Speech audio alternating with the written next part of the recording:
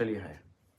इस वाले शॉर्ट्स में एक बार रोमम को रिवाइज करते हैं और रोमम के साथ सर रोमम के कंपोनेंट्स क्या होते हैं उसको भी रिवाइज करते हैं। रोमम रिस्क ऑफ मटेरियल मिसस्टेटमेंट ये बात करता है प्रोबेबिलिटी की, ये बात करता है पॉसिबिलिटी की। सर रोमम बात करता है पॉसिबिलिटी की।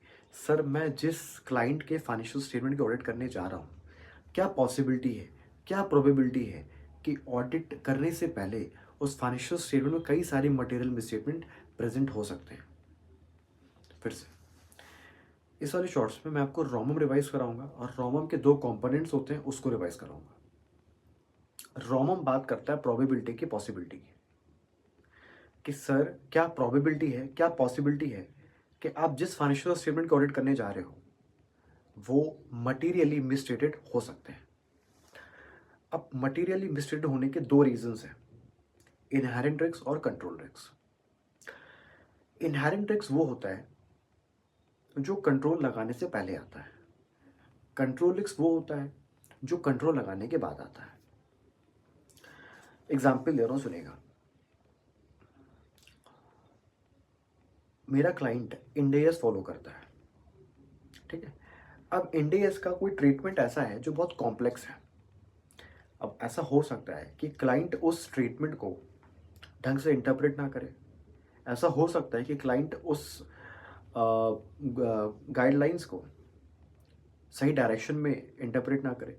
तो इससे पंगा क्या होगा, इससे पंगा ये होगा कि क्लाइंट ने जो अमाउंट रिकॉर्ड किया होगा, जो डिस्क्लोजर्स किए होंगे वो गलत होंगे।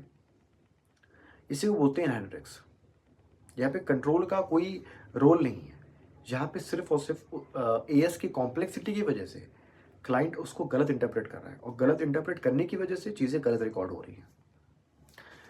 फिर मैंने बोला कंट्रोल रिस्क। कंट्रोल रिस्क का मतलब है कि कंट्रोल आपके ऑर्गेनाइजेशन में लगा हुआ था लेकिन वो कंट्रोल बेकार है। वो कंट्रोल मिस स्टेटमेंट्स को ना आइडेंटिफाई कर पा रहा है, ना प्रिवेंट कर पा रहा है, ना डिटेक्ट कर पा रहा है।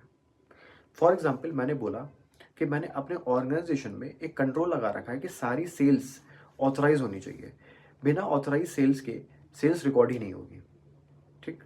बट ऐसा हो सकता है, ऐसा हो सकता है कि जो सेल्स मैनेजर है वही मिल गया, वही वही कल्चरली करप्ट निकला, उसने सेल्स को ऑथराइज कर दिया कि उसको पता है सेल्स हो भी नहीं रही है, लेकिन उसको पता है कि अगर हम जितनी सेल्स करेंगे हमें उतना कमीशन मिलेगा, तो उसने डमी सेल्स को भी ऑथराइज कर दिया कि उसको कमीशन ज़्यादा मिलेगा।